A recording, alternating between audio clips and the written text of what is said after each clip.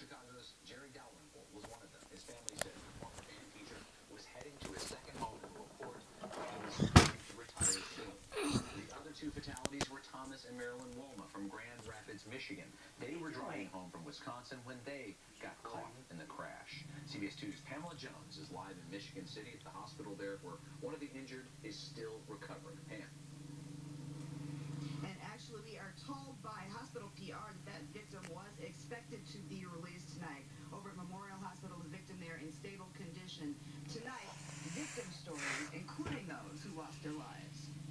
Rescuers spent hours pulling crash victims from the massive hunks of twisted metal. But 3 of the victims they carried from the wreckage did not survive. Chicagoan Jerry Dalrymple's sister, Deanna Dalrymple, says the former band teacher was driving to check on his second home in LaPorte, Indiana, where he planned to retire. He was the family weatherman, always telling everybody what to watch out for and don't go and drive. And he drove.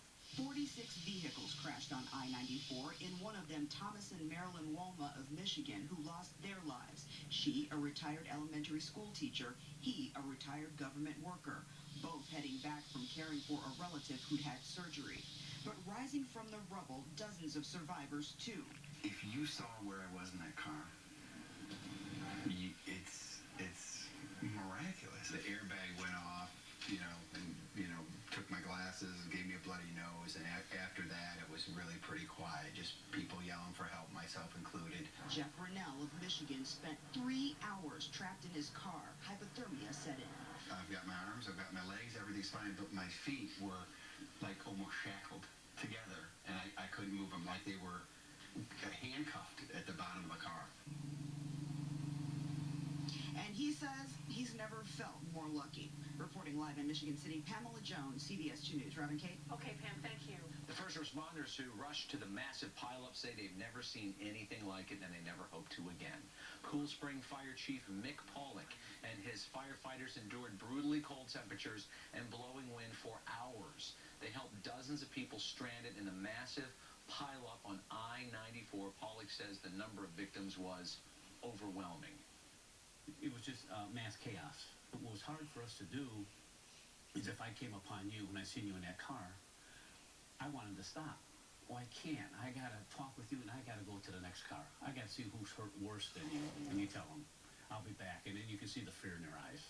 You said they had to peel the car metal back like an onion to get to the victims. Firefighters also say at times their fingers and toes were numb from the cold, but they kept going until everyone was freed.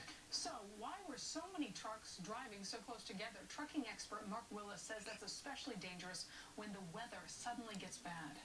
A lot of drivers are concerned about what's called the bunching effect in the trucking industry, where a lot of the trucks will bunch up together, not allowing for enough space between the other vehicle out there.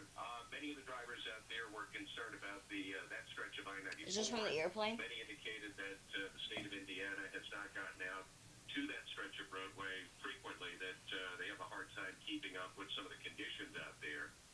Tonight, the U.S. Department of Transportation is investigating. Road conditions tonight are getting worse with the high winds.